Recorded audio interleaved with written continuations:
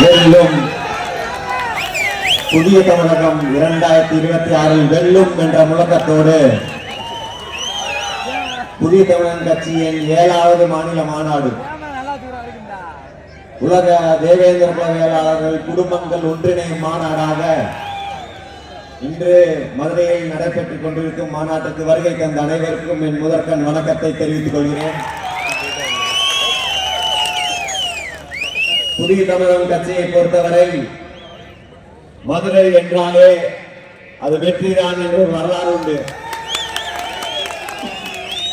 அந்த வகையில் இந்த 7வது மாநில மாநாடும் மிகப்பெரிய வெற்றி மாநாடாக நடத்தி காட்டிய கட்சி நிர்வாகிகளுக்கும் வருகை தந்த அனைவருக்கும் மீண்டும் என் வணக்கத்தை நன்றியும் தெரிவித்துக் கொள்கிறேன்.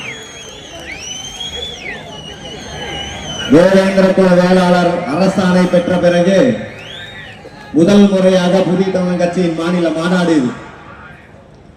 தேவேந்திர குல வேளாளர் என்ற அரசாணை சாதாரணமாக யாரும் கொடுத்து விடவில்லை. அது நாம ஒவ்வொருவரும் டாக்டர் ஐயா தலைமையில போராடி வாங்கினது.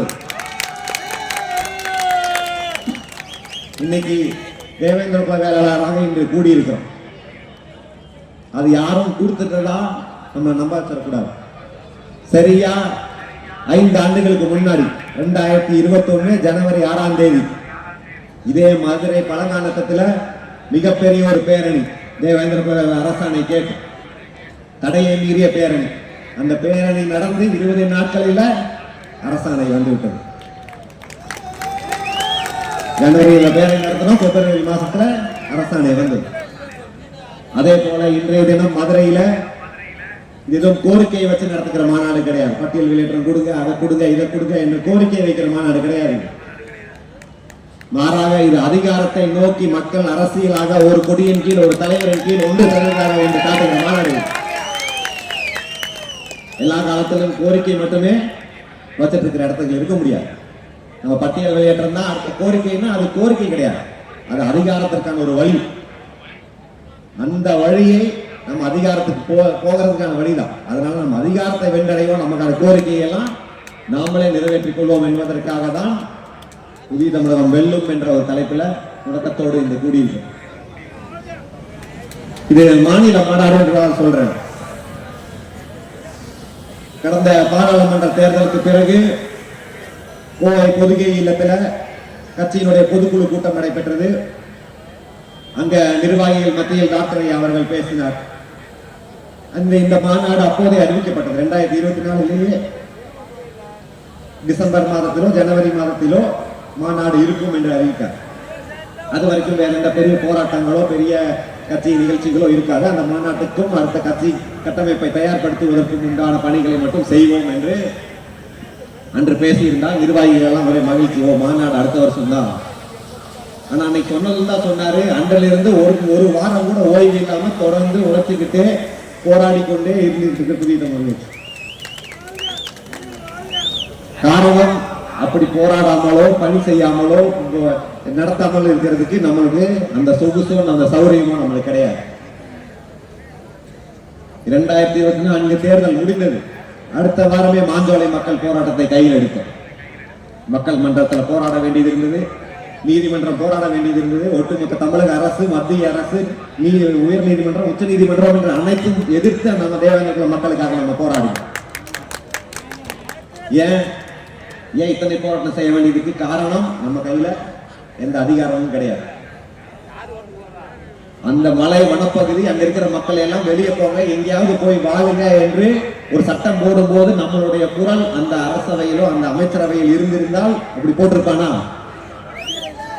போட்டிருக்க முடியாது. ஆனா இன்னைக்கு வரைக்கும் அந்த மக்களுக்காக போராடி கொண்டு நீதிமன்றத்திலே எல்லாத்திலையும் போராடி கொண்டிருக்க வேண்டியது. அதைத் தொடர்ந்து சராசரியாக அடிப்படை இடஒதுக்கீடுக்காக ஒரு போராட்டத்தை, பெரிய போராட்டங்களை நடத்த வேண்டியது. தென் தமிழகத்தில் தொடர்ந்து நடைபெறும் கொலைகளுக்கு எதிராக போராட்டம். திருநெல்வேலியில் கவின் படுகொலை செய்யப்பட்டார், கோவில்பட்டியில் இளைஞர்கள் படுகொலை செய்யப்பட்டார்கள். தென் தமிழகம் எங்கும் கொலை என்று அந்த கொலைகார கூட்டத்துக்கு எதிராக புதிய தமிழ் கட்சி போராட வேண்டியது. அதுக்கப்புறம் இருக்கன்குடி மாரியம்மன் கோவில் என்று தொடர்ந்து அதுக்கு பிறகு டாக்டர் ஐயா அவர்கள் ஊராக சுற்றுப்பயணங்கள். இன்று அப்படி சமரசம் இல்லாமல் ஓய்வு இல்லாமல் போராடி டாக்டர் ஐயா அவர்கள் உழைப்பினுடைய விளைவுதான் இங்க திரண்டிருக்கிற கூட்டம். இது சாதாரணமா வந்துவிடாது. முன்பு பேசியவர்கள் சொன்னது போல இத்தனை பெரிய கூட்டத்தை ஒரு கட்சி கூட்ட வேண்டும் என்றால் வண்டி பிடிச்சு கொடுக்கணும், சேலை வாங்கி கொடுக்கணும், உணவு கொடுக்கணும், பொட்டலம் கொடுக்கணும், பேக் வைக்கணும், பாட்டில் கொடுக்கணும், இத்தனை கொடுத்தாதான் நடக்கும். அதுவும் அந்த கூட்டம்லாம் இப்படி உணர்ச்சிகரமா இருக்காது. வந்து நிக்க மாட்டாங்க, ஏதோ வந்து உட்கார்ந்தாங்க, சம்பளத்தை வாங்கணுமா போகணுமா இப்படிதான் இருப்பாங்க. அதெல்லாம் அங்க தலைவர்கள் வர்றதுக்கு முன்னாடி அங்க மேளம் அடிச்சுட்டு இருந்த போது மேளத்தை அடிக்கிறத தடுக்காதீங்க. அது நம்ம மக்கள் உணர்ச்சியா ஒரு திருவிழாவா குடும்ப விழாவா வந்த மாநாடு இது. அதை தொடரட்டும். ஏன்னா கூட்டணி கட்சி பல தேர்தல் கூட்டணி வைக்கும் போது அவங்க மாநாட்டுக்கெல்லாம் நம்ம அழைப்பார்கள். நான் போய் பார்த்திருக்கிறேன். இந்த மாநாடு இந்த மக்கள் எதுக்கு வந்திருக்கிறாங்க அவங்களுக்கும் தெரியாது, நம்ம என்ன அவங்க கிட்ட பேசுறதுன்னு நம்மளுக்கும் தெரியாது. ஏதோ அவங்க உட்கார்ந்து இருக்கிறாங்க, வந்தாங்க போனாங்கன்னு இருப்பாங்க. ஆனால் இங்க என்ன டாக்டர் என்ன சொல்ல வந்திருக்கிறாரு, என்ன தகவலோட நம்ம ஒவ்வொரு கிராமத்துக்கு போவோம் என்று வந்திருக்கிற கூட்டம் தான் இந்த கூட்டம். அதுதான் புதிய தமிழ் கட்சியினுடைய கூட்டம். நம்ம பல ஆண்டு காலம் இல்லாத பல கோரிக்கைகளை வைத்து இந்த சிவப்பு பச்சை கொடியேந்தி போராடி இருப்போம். அரசாணை வேணும்னு கேட்டிருப்போம், அரசு விழா வேணும்னு கேட்டிருப்போம், அந்த சிலை வைக்க வேண்டும், அந்த மாவட்டத்துக்கு இவர் பேர் வைக்க வேண்டும், அந்த போக்குவரத்து தலைவருக்கு இந்த பேர் வைக்க வேண்டும் என்றெல்லாம் போராடி இருந்தோம். ஆனால் முதல் முறையாக இந்த சிவப்பு பச்சை கொடி அதிகாரத்தை நோக்கி போகுது. இதோட முக்கியத்துவம் நம்ம மக்களுக்கு புரியுதோ இல்லையோ, நம்மளை எதிரிக்கு நல்லாவே புரியும். ஏன்னா ஒரு பேரு, அந்த பேர் வந்து ஒண்ணும் இல்லை, ஒரு தேவேந்திர குல வேளாளர் ஒரு சர்டிபிகேட் வாங்கி நம்ம வச்சுட்டு போறோம். அது கொடுக்கறதுக்கே இவனுக்கு அவ்வளவு கசக்குதுன்னா, எளிய மக்களுடைய அதிகாரத்திற்கு போராடும் போது அவன் நம்மளுடைய பங்கு அதிகாரத்துல கேட்கிறானே என்றால் அவருக்கு பயங்கரமான அவனுக்கு வயிற்றில் அடிக்கிறது, அவர்களுடைய அடி வயிற்றில் கை வைப்பது. அதனால இது வெறும் ஏதோ தேர்தல் என்று நினைத்து விடாது. தேவேந்திர குல இளைஞர்கள் பறந்துபட்டு சிந்திக்க வேண்டும். ஏதோ இந்த சிவப்பு பச்சை கொடி கையில ஏந்திட்டு கோவில் திருவிழா டான்ஸ் ஆடிட்டு அந்த வீடியோ எடுத்து போட்டு விட்டா மட்டும் அந்த சமுதாயம் உணர்வாக, ஏதோ சமுதாயத்துக்காக உயிர் நல்லவர்கள் பின்னாடி போனா மட்டும் அந்த சமுதாய உணர்வாக. இந்த கொடியோடைய முக்கியத்துவத்தை புரிஞ்சுக்கணும்.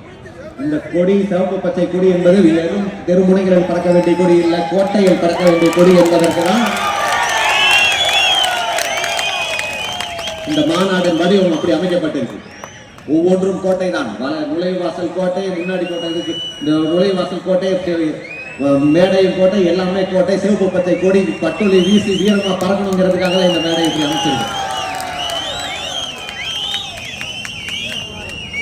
அதை சாதாரணமாக எடுத்துக்கொள்ள கூடாது இளைஞர்கள். ஏன்னால் இங்க வந்து அடிப்படை வசதி தலைவர் அவர்கள் பல 3000 கிராமங்களுக்கு மேல போயிட்டாரு இந்த ஒரு வருட காலத்தில். ஒவ்வொரு ஊர்ல போயிட்டு வந்துட்டு அவருக்கு அவ்வளவு மனவேதனை. அந்தந்த கிராமங்கள்ல அடிப்படை வசதிகள் கூட இல்ல. இந்த காலத்துல 2022ல 26ல அடிப்படை வசதிகள் இல்லாம எப்படி இருக்க முடியும்? பஞ்சாயத்து பிரசிடென்ட் இருப்பாங்க, கவுன்சிலர்கள் இருப்பாங்க, எம்பி, எம்எல்ஏ, அமைச்சர், எத்தனை பேர் இருந்தும் ஒரு கிராமங்களுக்கு அடிப்படை வசதிகள் இல்லைன்னா என்ற என்ன அர்த்தம்? அது அந்த ஏதோ ஒட்டு மொத்தமாக அந்த பகுதிக்கு அடிப்படை வசதிகள் இல்லை என்றால் பரவாயில்ல. மற்ற ஜாதிக்காரன் இருக்கிற இடத்துல எல்லாம் இருக்கும்போது நமக்கு எங்க தேவேந்திர குல மக்களுடைய ஊர் துவங்குதோ அங்கிருந்து மட்டும் அடிப்படை வசதிகள் நிற்கிறது என்றால் நம்ம எந்த இடத்துல வச்சிருக்கிறாங்க நீங்க தெரிஞ்சுக்க. எப்படி ஒவ்வொரு கிராமத்துக்கும் அடிப்படை வசதிக்கு நம்ம போராட முடியும்? 1000 கிராமங்களுக்கு போய் அடிப்படை வசதிகள் கொடு என்று போராடி கொண்டிருக்க முடியுமா? அப்படி போராடி ஒவ்வொரு கிராமம் 1000 போராட்டங்கள் நடத்த முடியுமா? அந்த மக்களுக்கு வேலை இல்லையா? மாறாக இது வெறும் அந்தந்த கிராமங்கள் பிரச்சனைகள். ஒட்டுமொத்த தமிழகத்துல தேவேந்திர குல வேளாளர்களுக்கு அதிகாரம் இல்லாததுதான் பிரச்சனை. அந்த அதிகாரம் தான் ஒரே தீர்வு. இந்த பச்சை நிலையமாக இருந்தாலும் சரி, எதுவாக இருந்தாலும் சரி, தேவேந்திர குல வேளாளர்கள் புதிய தமிழ் கட்சியாக ஒரு அணியில திரண்டு அந்த கொடி கையில ஒரு தலைமையின் கீழே வந்தால் மட்டுமே தேவேந்திர குல மக்களுக்கு விடிவு காலம் இருக்கும் என்பது இந்த இளைஞர்கள் புரிஞ்சு கொள்ளலாம்.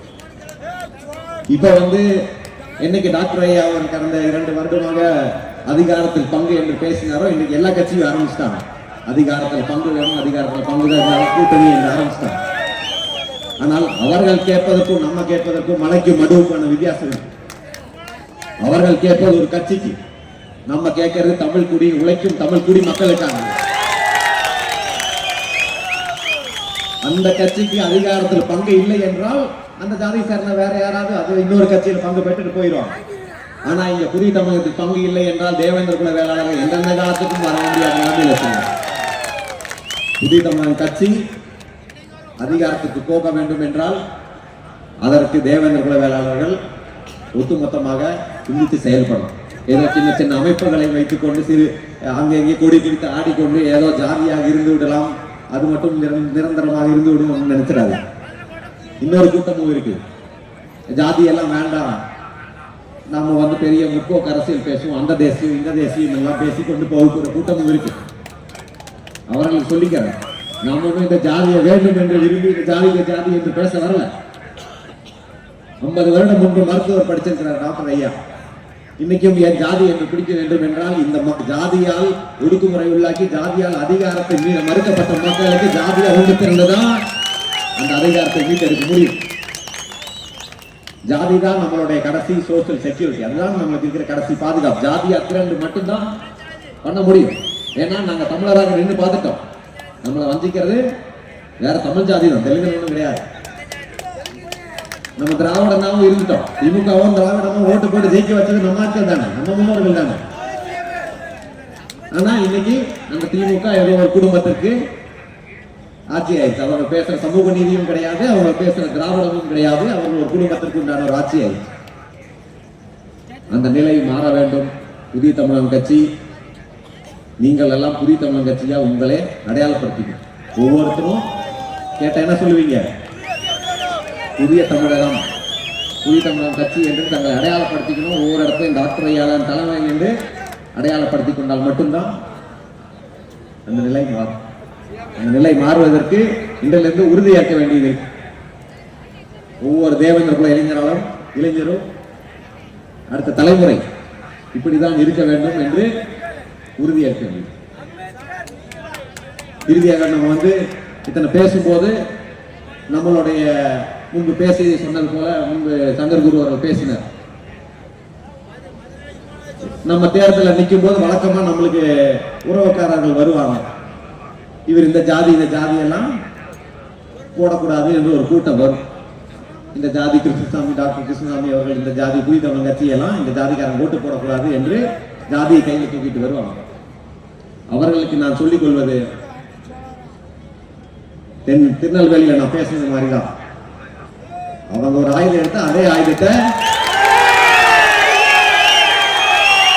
எடுக்க வேண்டியது இருக்கு. அது எந்த ஆயுதமா இருந்தாலும் அதை விட பெரிய ஆயுதம் நாங்க எடுப்போம்.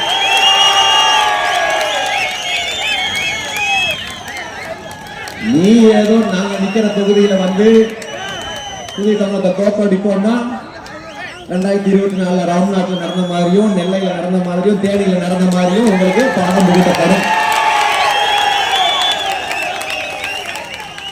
இது ஒன்றும் அவர்கள் மத்தியில் வெறுப்புணர்வு உண்டாகிறதுக்காக பேசுறது கிடையாது. அவர்கள் மாற வேண்டும், திருந்த வேண்டும் என்பதற்காக பேசு. ஏன்னா இப்ப நாங்க சொல்லணும் புதிய தமிழ் கட்சி போய் பிரச்சாரம் பண்ணணும்னு அவசியம் கிடையாது. நம்ம மக்கள் எல்லாம் அந்த விஷயத்துல தெளிவாயிட்டீங்கல்ல. நீ எங்களுக்கு எதிராக அந்த ஆயுதத்தை கையில எடுத்தா, நீ எந்த கூட்டணியா இருந்தாலும், எந்த கட்சியா இருந்தாலும், என்ன சாயம் பூசிட்டு வந்தாலும் உனக்கு அதே ஆயுதத்தோட பதிலடி கொடுக்கப்படும். அதனால நீங்க அதை விட்டுருங்க. மற்றபடி இது தேர்தலுக்கு நெருங்கிய காலத்தில் இருக்கிறதுனால எல்லாரும் பார்த்துட்டு இருப்பாங்க, புதிய தமிழ் கட்சி எந்த கட்சியோட கூட்டணி வைக்கும், என்ன தேர்தல் நிலைப்பாடு என்றெல்லாம் அதெல்லாம் டாக்டர் ஐயா அவர்கள் அறிவிப்பார். நான் சொல்லிக் கொள்வது, ஆட்சியில் இருப்பவர்களுக்கு, தமிழகத்தில் யார் ஆட்சியில் இருந்தாலும் அந்த ஆட்சி நிரந்தரமாக அடுத்த 100 வருடத்துக்கு தொடரும் என்ற ஒரு மிதப்பில் இருப்பார்கள். அது எல்லா காலத்திலும் அந்த மிதப்பு அவர்களை அடித்து அடுத்த 15 வருடத்துக்கு கூப்புழுக்கார வைக்கிற மிதப்பாக இருக்கும். இந்த முறையும் அப்படி ஆய்விடும். அதை உணர்ந்து செயல்படும் என்பது.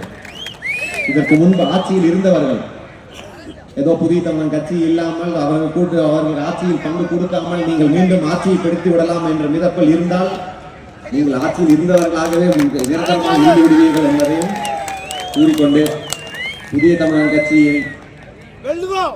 வெல்லும், புதிய தமிழ் கட்சி புதிய தமிழ் கட்சி வெல்லும் என்று கூறிக்கொண்டு இந்த மாநாட்டை சிறப்பாக பல பேர் உழைத்திருக்கிறார்கள். அவர்களுக்கெல்லாம் டாக்டர் அவர்கள் நன்றி சொல்வார்.